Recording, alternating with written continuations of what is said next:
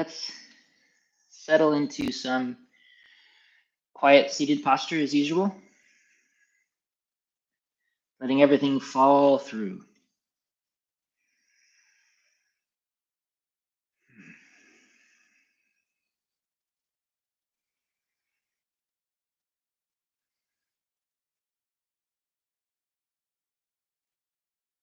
I might again need to end a little bit quickly today, a shorter class, just because people will be arriving here at the monastery and it will get very busy. So I'll do smaller numbers on things. Of course, as you practice on your own, and most of you at this point have learned this set, I fully encourage you to just not follow me and move at your own pace. But if you'd like to follow me, the set itself will be about an hour long.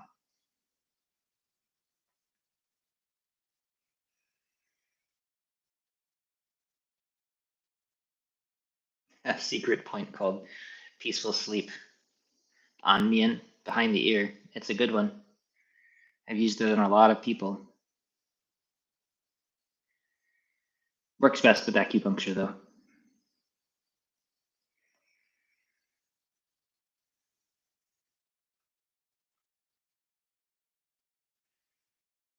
Allow your full body to melt.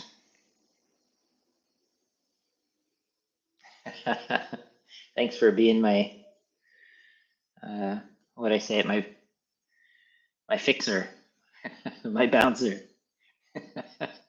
In my mind now, I've heard your voice still, but in my mind now you have like a heavy Brooklyn accent, and you're like, hey, we need a couple more likes in here.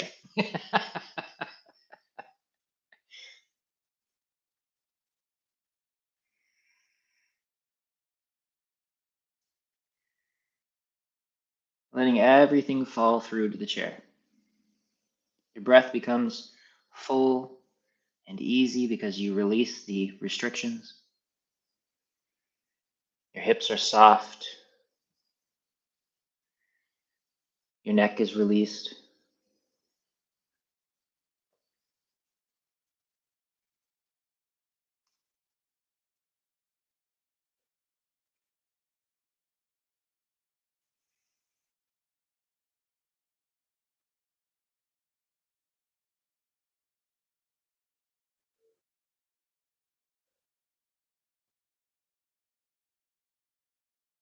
Slow and easy.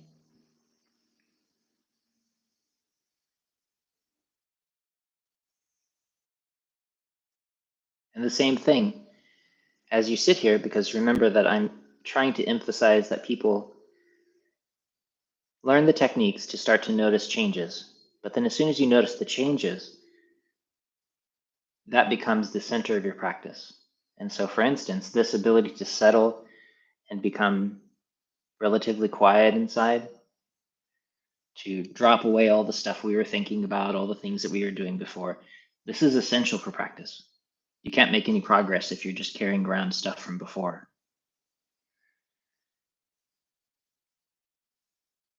You've probably heard me use that term, the red dust, the Daoist term. Hongchen. You dust off the red dust from your day. Everything becomes freer because you're no longer carrying things around. And so you would ideally sit here until you are able to let as much of that go as you're going to. Sometimes that's 30 seconds when it's easy. Sometimes it's 30 minutes. And so if you are capable of that, just rest here until things begin to fall away. Static electricity of your life lets the dust release and fall to the ground. But of course, just for the time constraints, I will continue moving on. I'll take my headphones off and continue through the head movements. I'll probably reduce most things to 18 times in both directions, but again, take your time. Find what works for you.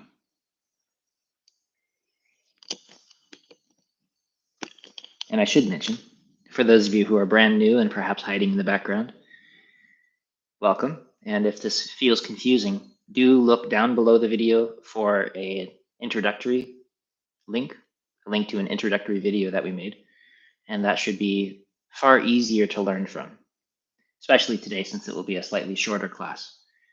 And I hope that that makes it a bit easier for you to follow. And then you can feel free to join us at any time. Or you can join me over on Patreon where I keep all of these classes and you can just go through them one at a time, 1 through 100. It's a teaching series, and so it slowly becomes more intricate and the expectations are a little bit higher with each class.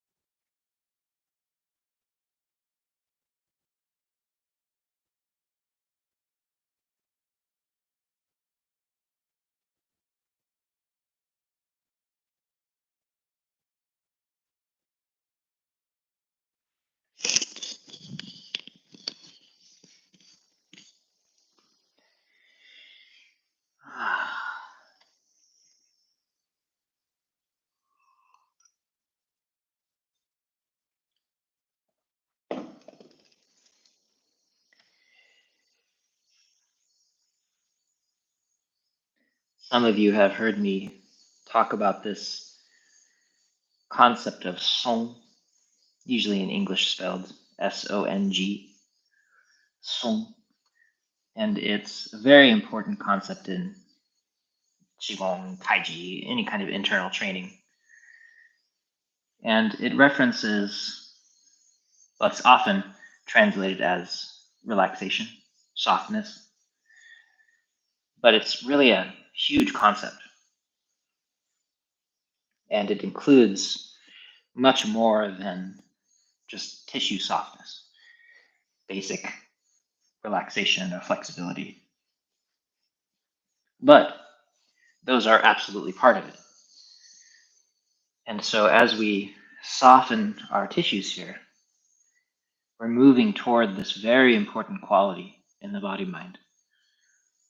It is the most fundamental quality in all of Daoist training. It is the physical equivalent perhaps of stillness in the mind. In fact, we can say that song in the mind shows up as clarity and emptiness, stillness. Song in the emotional spectrum shows up as a sense of peace, expansiveness, unconditional love, kindness, these kinds of qualities.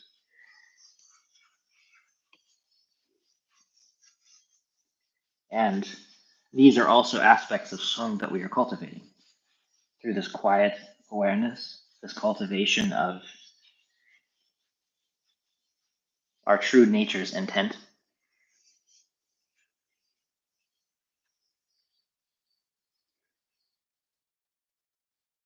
Gentle awareness, quiet emotional expression.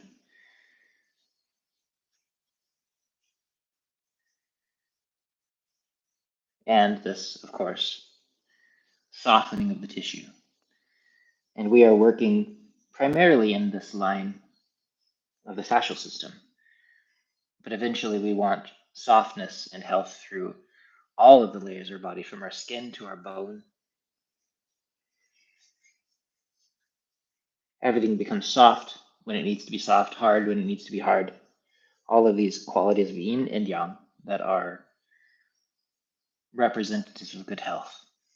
These are all qualities that have to be cultivated. Otherwise, it's impossible to develop any levels of skill in the practice. So simply by being present and taking the time to nurture these qualities in us, clarity of mind, peaceful heart, softness physically, even just the softness of my hands as I practice. These are moving us degree by degree closer toward a goal of wholeness and health.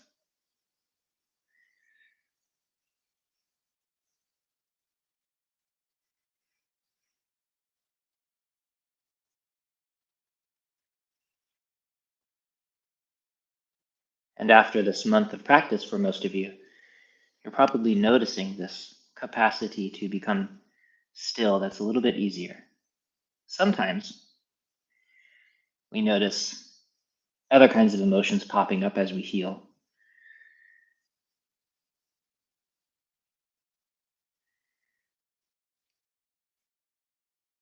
Even fear sometimes arises naturally as you get closer and closer to the truth. Or pain that arises because we uncover an old injury that is ready to heal. Emotions that flood to the surface because they've been suppressed so long and we're no longer holding them down deep inside us. But as long as we simply allow them to come out, we don't grab hold of them, we just watch as they express themselves and then leave,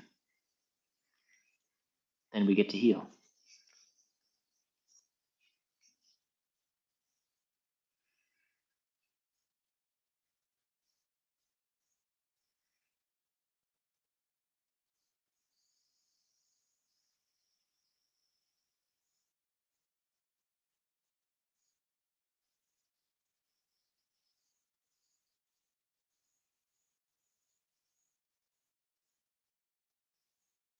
So whatever it is that you're cultivating for yourself, they must begin with these qualities of gentleness, presence, and learning how to release and soften the tissues.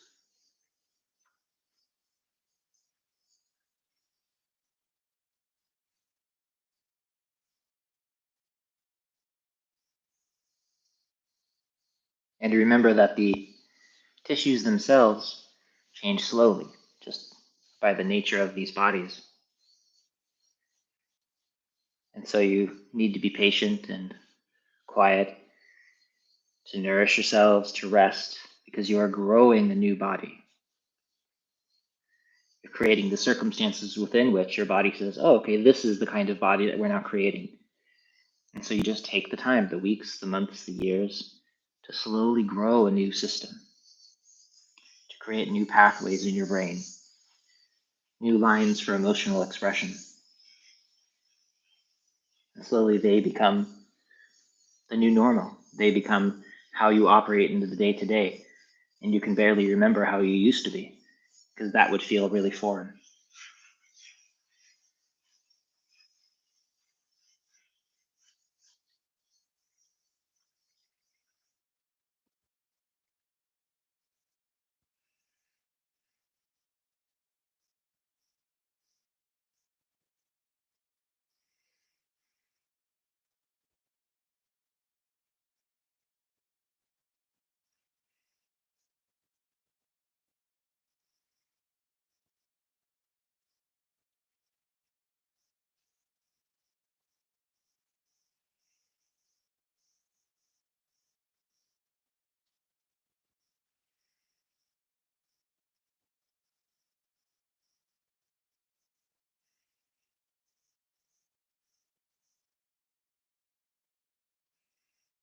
Gentle, comfortable circles. Again, your pressure is not sinking into the musculature. You're not pressing to the bone. You're sinking just beneath the surface of the skin, working on that layer between the skin and the muscle. And your warmth and intention also expands to include the spaces between the deeper tissues.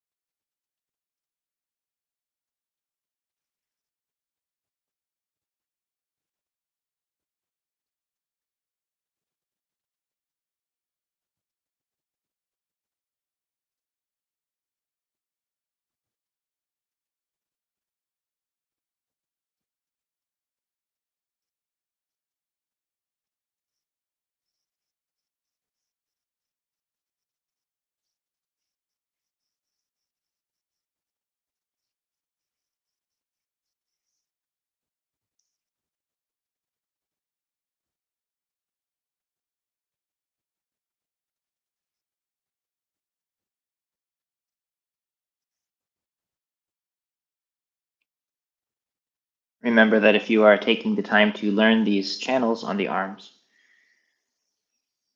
and I hope that you are because it's very easy, then you can shout out at the screen or just practice in your head as you go through each of these. Just recite to yourself which channel goes to which finger. Maybe a basic sense of the line along the arms that they each follow. And then that's enough.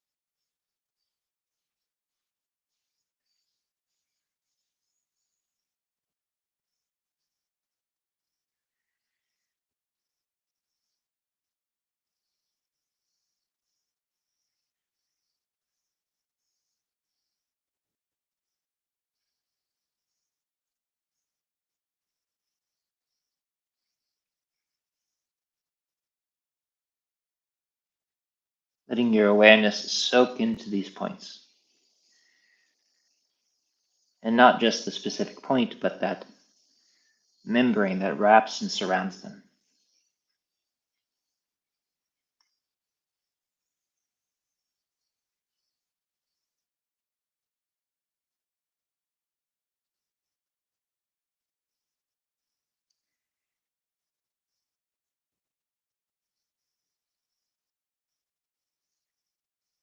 When I first started teaching, I was a bit shocked when I was trying to help people learn Qigong that they didn't really have a sense of where their arms and legs were, for instance, where they were in space. People are very disconnected from their bodies. And I began to realize why a lot of old Qigong people would have their new Qigong students often just go off and study external Kung Fu methods or go lift weights or something like that, run in the park for a little while, just to become embodied a little bit, just to get in their bodies, because so often people, they have no relationship with their own physical nature. And so then they would come into Qigong thinking of it as this ethereal, disconnected thing because they're out of their body. And so they assume that all life is like that. And so part of healing is to become deeply embodied, to recognize your body, to feel it from all different layers and levels, not to imagine things, but actually be present in your body.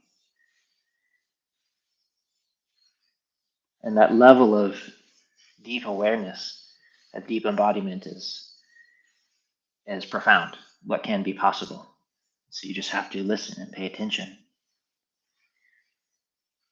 And so I would tell people to put their awareness on their navel, and they could not feel their navel. I know that probably some of you have experienced this. Even when you try, your awareness can't find your navel because your chi is so stuck and your awareness is so disconnected from your body. We would say your yin and your yang are so separated that you can't feel your own body. And that, from the Taoist perspective, is a very large cause of illness. And so it's one of the very first things to heal, just becoming embodied, just being aware of your body. And I feel like this set is really healing for that kind of imbalance. It's healing for other reasons, of course, as well. But to begin to feel your whole body, every inch of your body, softening your hands, softening your whole body. First, you become aware of the surface, and then your awareness starts to soak into your body and become a little bit deeper. And that by itself, because of the nature of qi and the body mind, is incredibly healing. Psychologically, emotionally, physically, we have to be embodied. Otherwise, there's no grounding, there's no anchor. It's all yang and it's all unhealthy. We can't understand our lives or what we're experiencing because we're completely trapped inside our head. And so we want to be able to find a way into our frame. And it's one of the great gifts of a practice like this.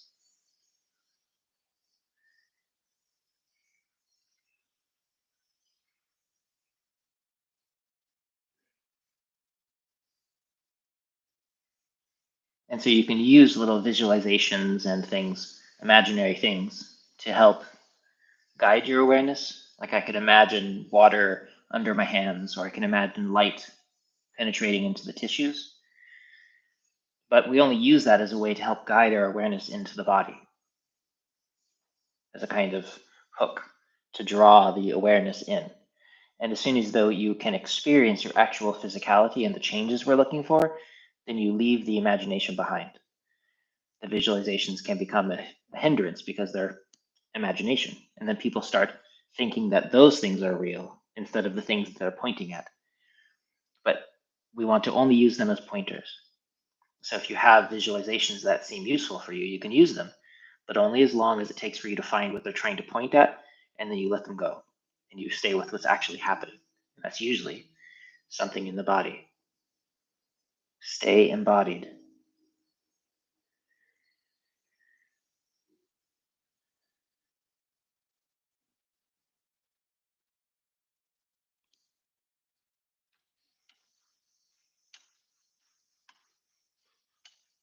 Softening this whole area, spleen, stomach, liver.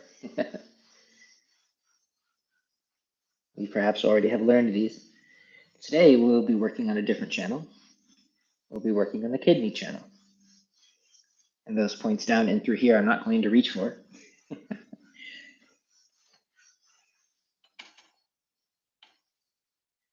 Softening the lower back.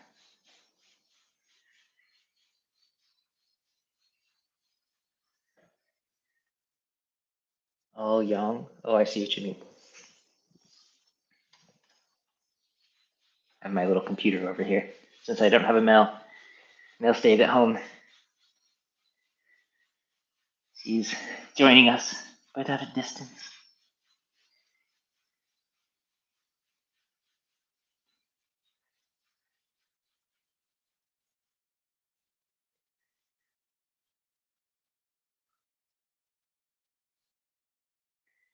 One of the ways to use yin and yang, remember that people usually in English use terms like yin and yang incorrectly. Yin and yang are always a comparison that are trying to point at wholeness, which is a big subject. So by the way, after we heal here and we spend some time working on the tailbone, we warm the tailbone, and then we move off to the sides. And off to the sides of the tailbone, there's a point here that we tend to work on that some of you may find quite tight. It's a strip of muscle that comes across, that attaches and pulls open the hips.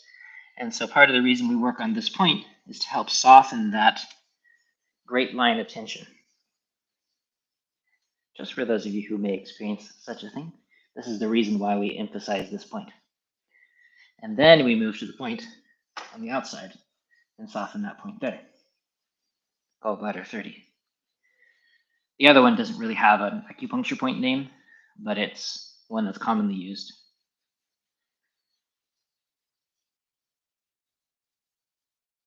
Lots and lots of points in the body that are unlabeled in the main books.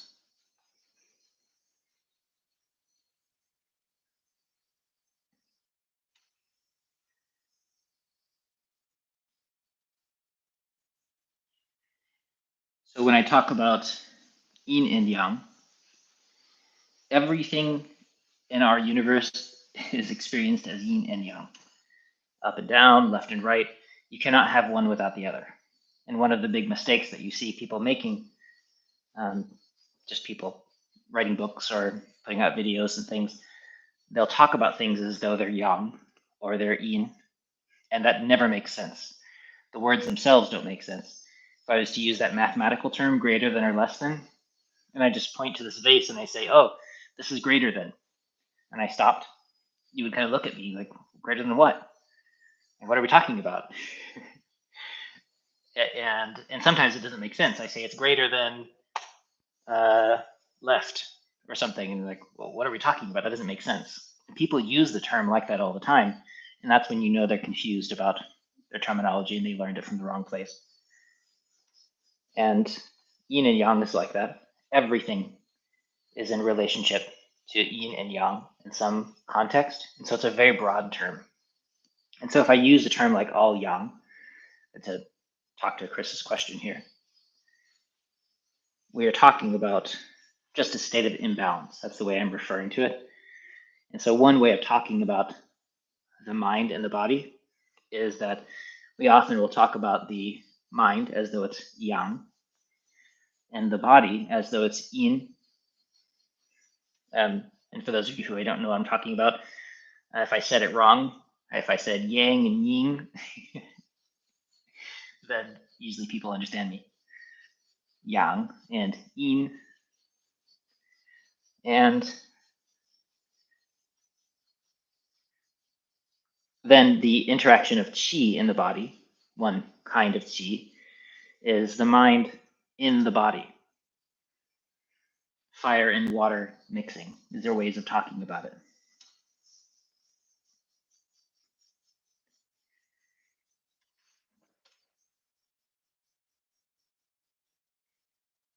And so when people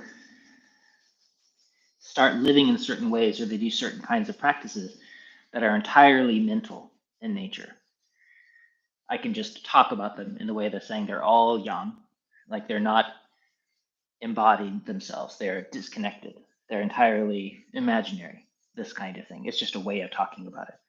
And it's usually a way of describing it as imbalanced, because all healthy practices should be balanced in their nature between yin and yang, depending on what you're cultivating.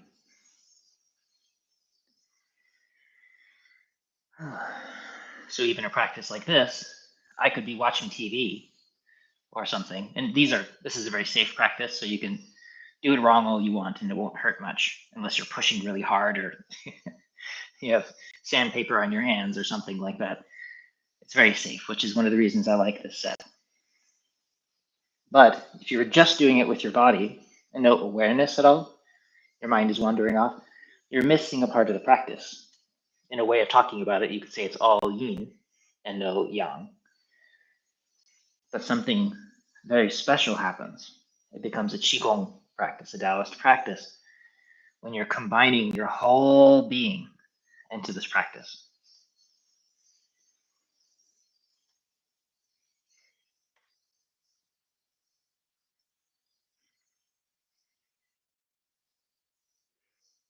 That's when you start getting that symbol, what people usually call the yin and yang symbol that people get randomly tattooed on things. That's actually called the Taiji diagram. It's describing a state of creation, the kind of movement in the world, yin and yang. And then that movement between them, that's shown by looking like fish swimming or something. That's qi. And so here we are exploring qi in our body through movement of our mind in our body guiding the mind. It's pretty good stuff. Softening the calf. And again, I recognize that I am going faster than usual, which is probably fine for some of you. And for others, you may want to linger and take your time because you already know this set and you don't need me. And so feel free to take your time because the quality practice is better. I'm just having to rush because I know people will be showing up and kicking me out of this room at an inopportune moment.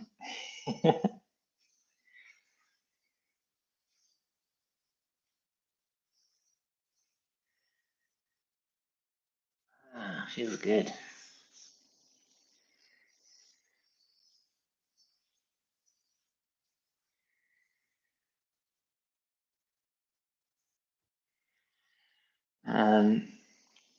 So to answer Chris's question, is saying the mind is fire, the body is water. Yes, in that particular context.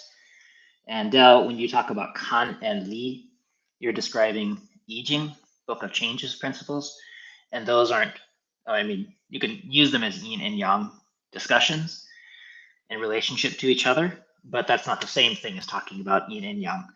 So these terms like fire and water can get very confusing because you could use them interchangeably a dozen different ways because they're natural concepts. Same reason people will talk about wind or thunder in a dozen different contexts, and it means completely different things in every context. And so you have to always understand the context you're using something. If I use the word fire in Chinese medicine, for instance, people will often become very confused. So I want to pause you here and point out some useful points as we're working on the kidney channel. So the kidney channel comes from under here, travels down my leg, down this portion of the back of my leg, not the back, but the inside back corner. Inside back corner, is that a thing? And if I was to feel on the inside part of my knee fold, often on the back of the leg, we massage that point in the center, in the back of the knee. And if I travel in a little bit further toward the center of my body, I feel those tendons. There's actually two tendons right next to each other. They rub like this. And actually hidden between those two tendons is an acupuncture point. It's a kidney point. And so you can touch that and move that tendon a little bit there.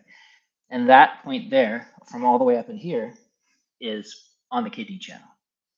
And then as I continue down the leg, down the back of the leg, it goes to this spleen 6 point that we've been working on.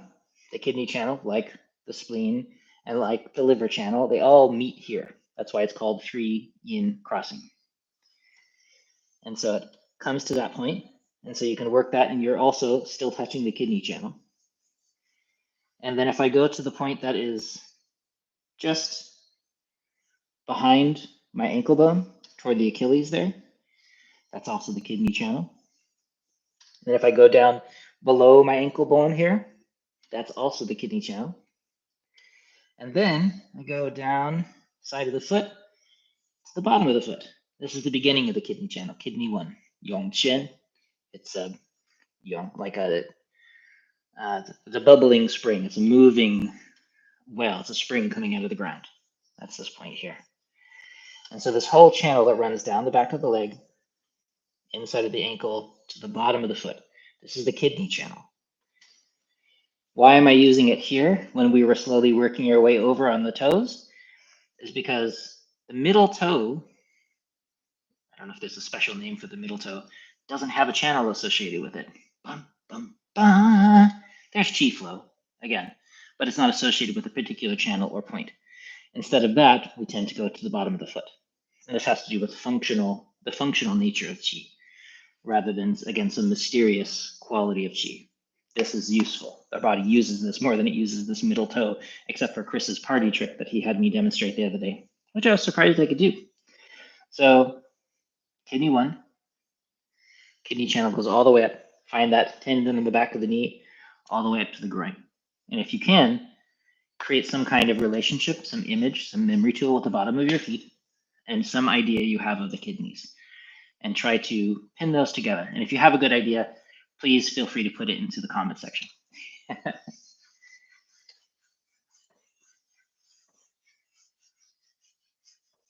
So warming kidney 1 point, the bottom of the foot. I'll put a little heart here, right over kidney 1.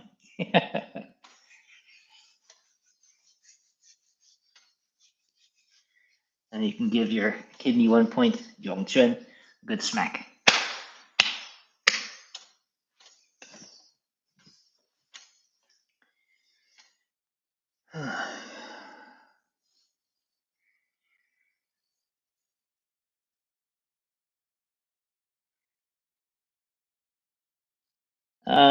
So Del talks about a way of creating chi. It's one of my complaints about his book and style of talking. We're not really creating chi unless you're defining it differently.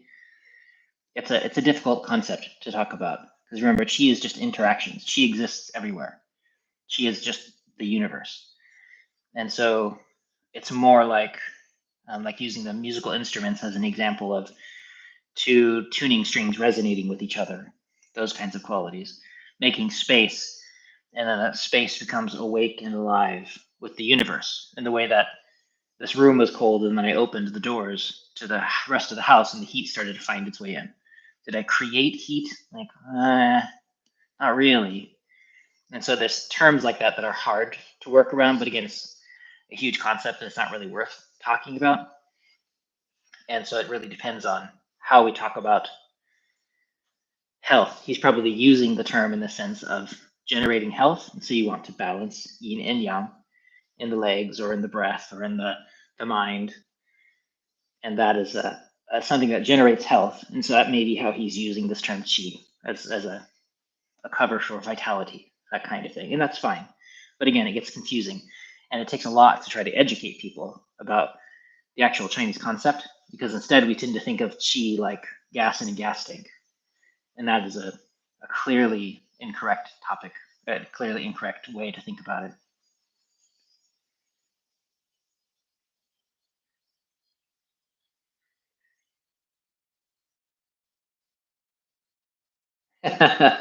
The toe trick.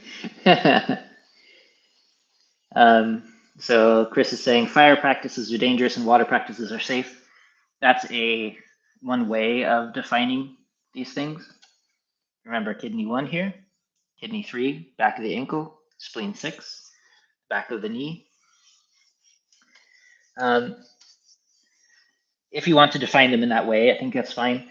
In the way that if you talk about it as there are practices that use up the chi more than they nourish, and there are practices that nourish more than they use it up. And just for the sake of health, you want to lean toward the yin. It's always useful to have collections of practices that do all kinds of things. But it's just like with going to the gym. People go to the gym and get tight before they ever learn to relax. People go to the gym and they use up their chi before they ever learn to nourish themselves and replenish their chi. And so they're just burning themselves out. And they're on that cycle until they get sick. And all the while, they're usually going to the gym trying to get healthy. And so there's a misunderstanding. So that there's the fire and water method there. You want to at least cultivate your water method capacity before you start a fire. That's the same in a forest.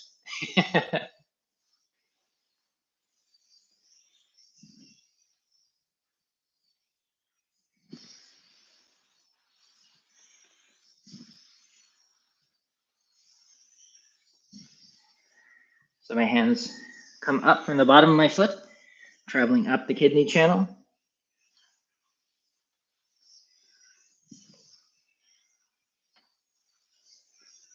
Bottom of the foot, side of the leg, back of the knee. It makes that sound every time. Whoop. And then circling your feet, making your feet alive, comfortable. Circling your whole leg, softening your legs.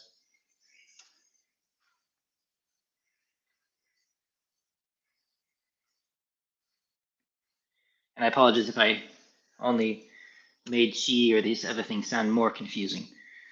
They're really not. It's just that they're not concepts that we use typically in the cultures and countries where at least I've lived.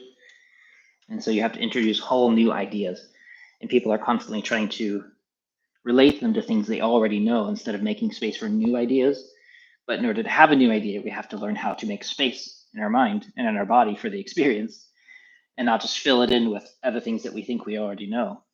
And that's the hard part for people is making space. So in order to learn the new thing, first they have to learn how to make space. But they're so busily wanting to learn the new thing that they never learn how to make space. So that's what we're trying to do here, make space.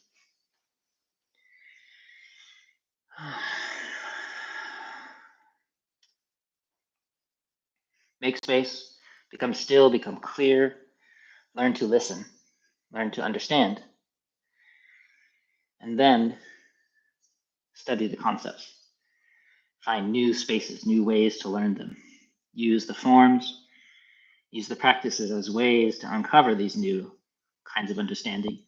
And that's how in Taoism we generate wisdom. Settling, just for a few minutes. Sorry for talking so much. I wanted to make sure I answered questions in the limited time I had.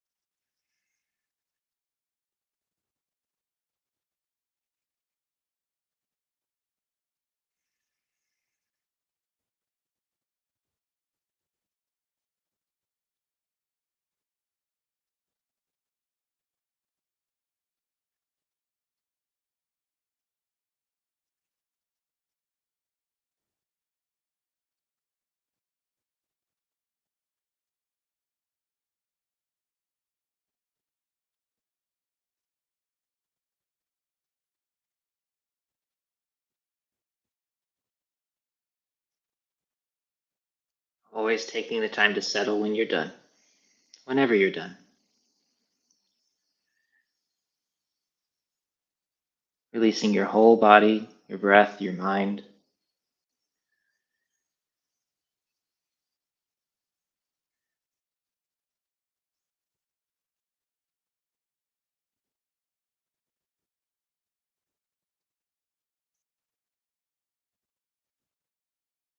In order to learn,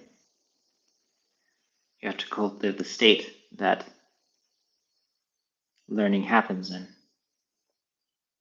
which, like teaching kids, doesn't come from giving answers and closing doors. It comes from changing, from transformation. It comes from creating openness.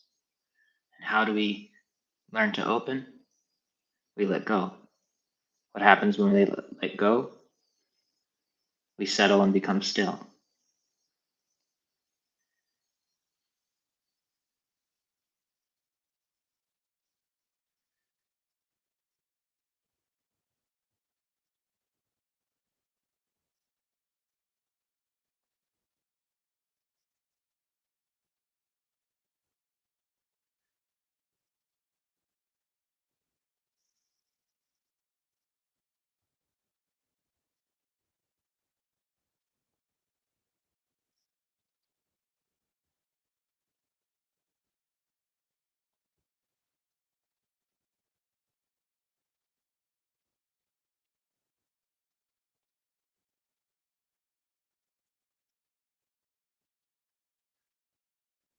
If you get one part softness, you develop one part stillness.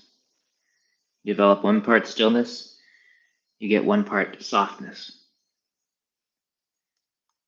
So don't skip this part of your training. Thank you very much. I really appreciate all of you. I apologize I don't have much time to answer questions. I think that the chat room stays open even after I leave. I'm not sure.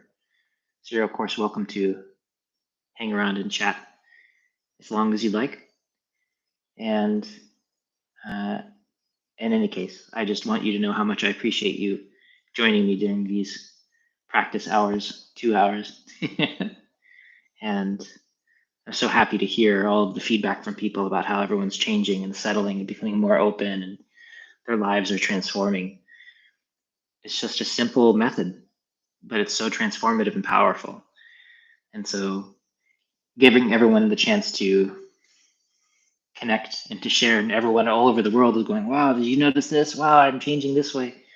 And I just think that's so enriching for everybody, including me. So I want you to know how much I appreciate you. This is just so much fun for me. It's what I want to do with my life. And without you, I couldn't do it.